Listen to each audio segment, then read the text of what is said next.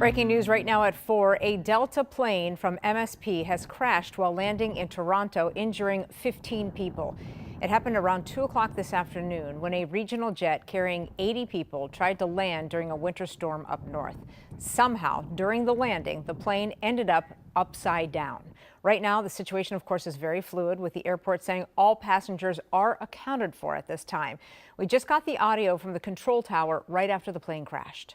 Flight 1 back, just so you are, there's people outside walking around the aircraft there. Yeah, we've got it. The aircraft there's upside down and burning. Details, of course, still coming in this afternoon. We do have team coverage, starting with Morgan Wolf with the latest details. Morgan. Yes, Rena. Well, the FAA says that all 80 people on this plane, including the crew, have been evacuated. And I do have some new information for you from CTV News in Canada. They are reporting that they have now up to 15 people being injured on this plane.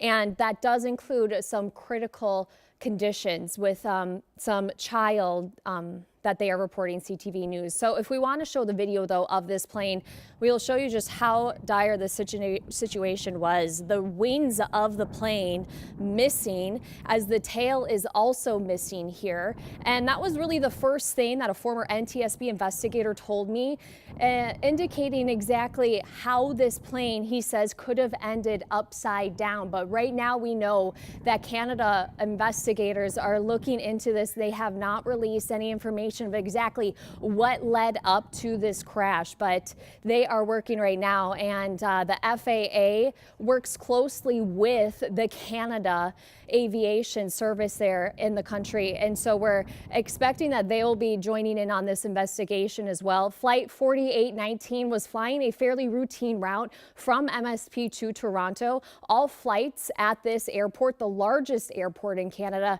are currently suspended. Canada authorities do say that there were high winds during this landing, and it does follow a massive snowstorm that they saw over the weekend. All right, Morgan, thank you so much. Our team coverage continues with Jamie, who's tracking what conditions were like in Toronto at the time of the crash. Jamie, what are you seeing?